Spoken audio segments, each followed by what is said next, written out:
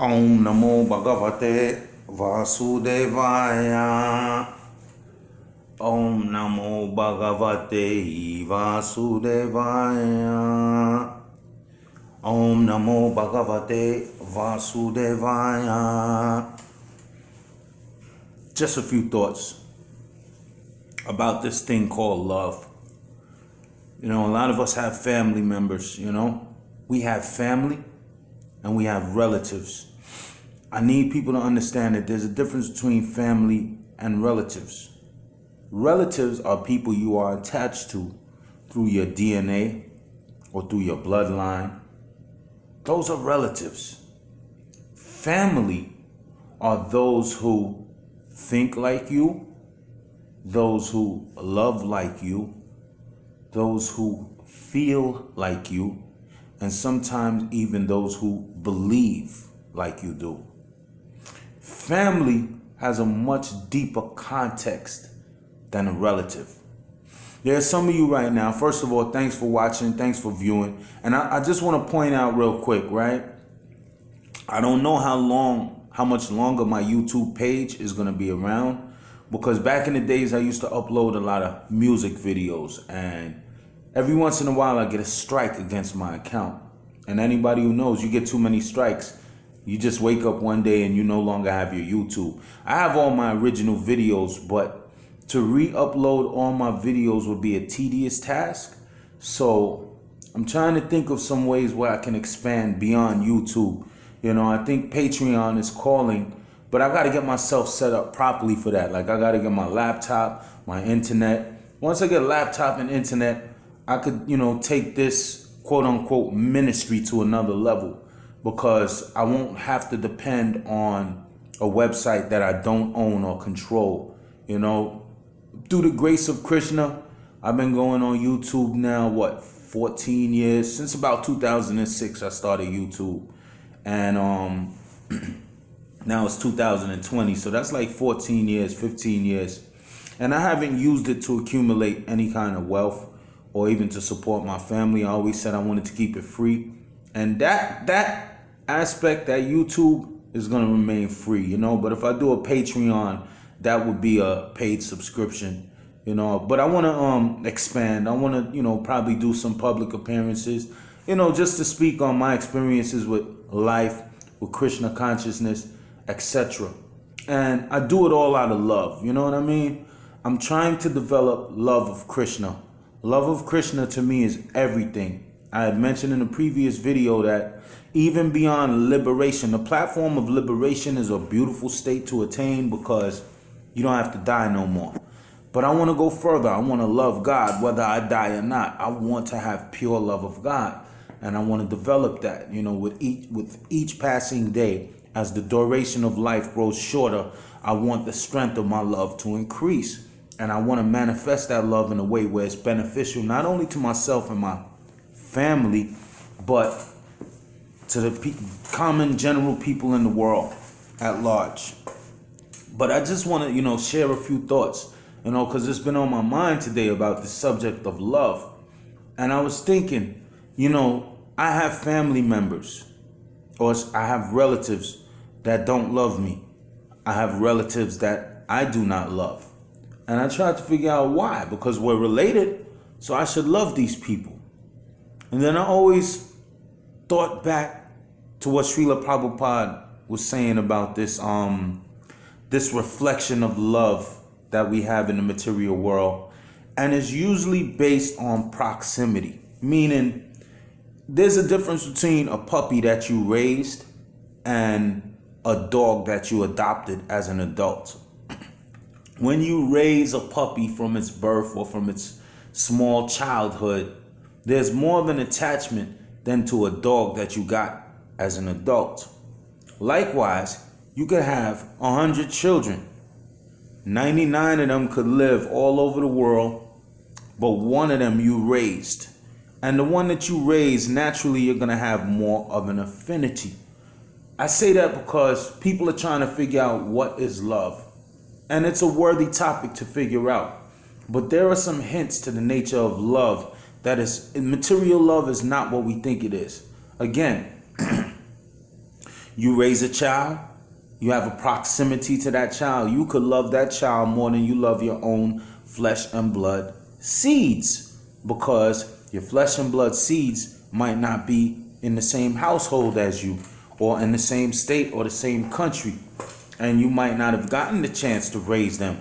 But you might raise a child that's not your own, and you love that child more than you love your own children.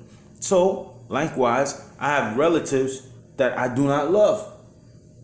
We're very distantly separated physically, and we're separated generation-wise. I have family members that I've met only once. So how could I really develop significant love for them? And likewise, I expect the same in return. How could they really love me, somebody they don't know, just because we share the same blood, just because we share the same DNA? First of all, your DNA is your karma in chemical form. Again, your DNA is your karma in chemical form. Your DNA is going to allow you to form the type of body that is going to manifest the results of your past actions. So if you're inclined towards cancer or whatever, that could be karma, because who knows what you was doing in the past life to get cancer. And if you're supposed to get rich, in other words, your body has the capacity to attract those things that are supposed to come to you according to your karma. The karma is the action and the result. So, we have relatives and we have family. Your family is the people you love because of proximity. They're either close to you in religion, or they're close to you in spiritual matters, or they're close to you in beliefs, etc., etc. And then you have relatives that you're not close to. You don't see eye to eye on anything. You haven't got a chance to get to know them. And how can we bring this to a more personal level? Well, it's really simple. Each person has trillions and trillions of cells in their body. We claim to love people outside of ourselves, but we don't even know each individual cell in our own body. So how can we really love somebody outside of our body? How can we know somebody who's outside of our physical body? You can't even know them. You don't even know the individual cells, the individual bacteria and viruses that live in your body. You don't even have any close personal relationship with them, and they are here with you for the duration of your life virtually. But with that said, if you can't know these things that are going on inside your body and these beings that are living inside your body, how can you claim that you know your wife? How can you claim you know your husband or your brother or your sister? How can you know your mom and your dad? You don't really know them. What you do know is their false ego. You know their mind. You know their intelligence level. You know their 5 elements that form the physical body. These things you get familiar with. But you don't really know the soul that's within. You don't even know your soul, most of you watching this. There's only maybe a handful of self-realized people in this world right now, in this age of Kali Yuga. And speaking of Kali Yuga, I want people to understand that Kali Yuga is an age or an era, a time period lasting 432,000 years. Pay attention to that 432,000 number, because if you divide it by a certain amount, you get the number 43,200. 43,200 divided by 72 is, I believe, 600 or something like that. Why? Why the numbers? Because that's 72 as the you have these poles on the planet Earth, North Pole, South Pole. You have an imaginary axis, and the axis of the planet travels through the constellations. And I forgot how the math goes, but basically a universal year is like 43,200 years. 43,200 years, you will pass through all 72 points of the zodiac, going around in a circle, in a wobble. I'll explain it better in a future video. I'll get it down pat. But that number 432, you add 4 and 3, that's 7. plus 2, that's 9. Whenever you see the number 9, 3, or 6, you have to stop. They are significant numbers. They are what the universe is built on. So anything that adds up to the number 9, the age of Kali Yuga adds up to number 9. The previous age before that was called Dwapara Yuga. So Kali Yuga, going backwards, is the Iron Age. It is the most degraded age. Then the time period before that lasted 864,000 years, and it was called Dwapara Yuga.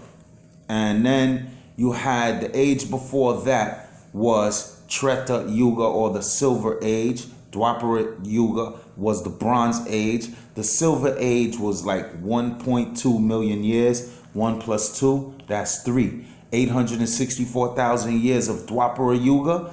6 plus 4 is 10. Plus 8 is 18. 1 plus 8 is 9. And then if you go back to the first age, the Golden Age, the age of Satya Yuga lasts 1.8 million years. And that 1 plus 8 is 9. So all of the ages all come up to the number 9. 9 being the highest number, the most powerful number. And I lost my thought. But the point being is that, rewinding back to the beginning of the video, everybody, I need you to find out what real love is. What we think is love is not really love. It's an imitation of love. It's a poor reflection of love. You know what I mean? Let's find out what real, true, divine love is. And then maybe we can love our relatives as well as our family. Because love is everything, you know? You got people going around the planet eating bats and stuff like that. Bat soup, snake soup, all kind of unmentionable animals people are eating. And now the karma is starting to hit. Whether we say that coronavirus was a man-made or man-engineered, it was definitely engineered, because coronavirus has been around a long time. If you look at your Clorox wipes, if you look at your Lysol bottles, coronavirus was already mentioned on there years ago, that it kills coronavirus. But when you look at the microscopic images of the coronavirus in its current form, you can see that it looks like a chakra. For those who know what the word chakra means, and those who don't, it means wheel. And in the Vedic system, in the Hindu spiritual system, Lord Vishnu, his weapon is a chakra, or a wheel. And his chakra looks amazingly like, or should I say, coronavirus microscopic images look amazingly like either a mandala or a chakra, a wheel. So somebody did something to that virus in the lab, and now we have it outbreaking all around the world. But don't worry about it. Just keep your hands clean and do your best. You're only going to live as long as you're supposed to live anyway. Right? So people are eating crazy things. But I want to say something about those people who will eat anything that walks, flies, or crawls. We may look at them as the lowest of the low, because they'll eat a dog, or they'll eat a rat or a cat. And they may be low on a hierarchy of common sense. I'll admit that. However, even the lowest of the low, the chandala, the dog eater, is not beyond salvation. Actually, there's only one group of people in the world who are beyond salvation. For the most part, there's a group of people who are called Mayavadi. The Mayavadi are materialistic-minded people. They replace God with material. The Mayavads are also atheists in a sense, because some of them pretend to have religion and a belief system, but they don't really believe that God is a person. They don't even believe that God exists. They believe that God is some abstract being or what have you. And some of them are even more offensive. They believe in Krishna, but they believe that when Krishna manifests in the material world, that he's made of material energy and he is controlled by material energy. They might even give you an example that goes like this. They might say, well, Krishna is supposed to be absolute. He's supposed to be the one who created time itself. But when he comes down to earth, he's under the subjugation or the rulership of time, because he goes from the age of birth to 1, 2, 3, 4, 5, 6, 7, up to the age of 16 where he stopped aging. Now, I want to clear something up for you people out there. The spiritual planets are called Vaikunta. Vaikunta means a place where there is no anxiety. Vaikunta. Okay, those are the spiritual planets. Those are not the highest planets in the spiritual world. The highest planet in the spiritual world is called Goloka Vrindavan. Goloka means world of the cows. That is actually the world where the Supreme Personality of Godhead, Sri Krishna, resides in his eternal form as a black cow herd boy. I'm not saying blackish because black is black. He resides as a black cow herd boy. Don't get that mixed up with our racial designations of black or what is called Negro or African American or indigenous. We don't want to get that mixed up. Krishna is the transcendental seed giver from which all seeds come, whether you're white, you're yellow, you're brown, you're black, you're blackish, you're purple, you're blue. No matter what you are, Krishna is the seed-giving father. He never claimed that he was just the father of the Indians. He never claimed he was just the father of the white man or just the father of the black man. And he never claimed that he loved one group more than another. Actually, Krishna is concerned with those who are concerned with him. For people who are living under the material laws, material way of life with no connection to the spiritual, their predominant entity is karma itself. The laws of physics is what the average person lives by. They are slaves. They are trapped by the laws of physics. But the transcendentalist, because he is surrendering to Krishna, Krishna is also surrendering to him. So if you want to know who Krishna is involved with on a personal level, it would be his devotees. Those are his words in the Bhagavad Gita. He personally takes charge of the life of a devotee. But for those who want to remain in the material conception of life, they are controlled by the laws of physics. They are controlled by the universal mother, Durga. There's many names for her in many different spiritual systems, by the way.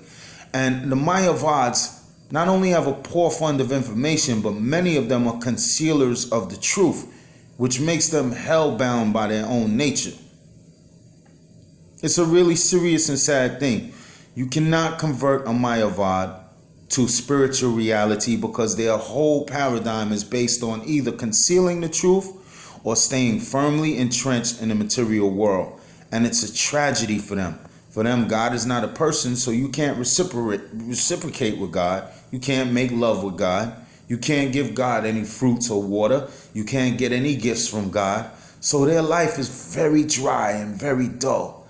There's no substance. There's no flavor in their life. And it's sad. But I wish the Mayavadis the best, and I would hope that they wake up. Now, back to this word, Kali Yuga.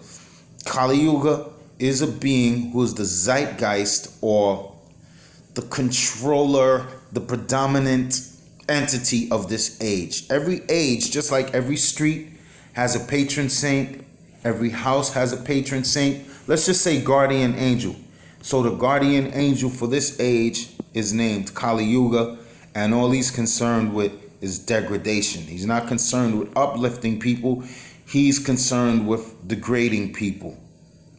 Srila Prabhupada mentioned his race as a black man. Well, he said he's black. He didn't say Negro. He said he's black. He could be a black Indian. I don't know.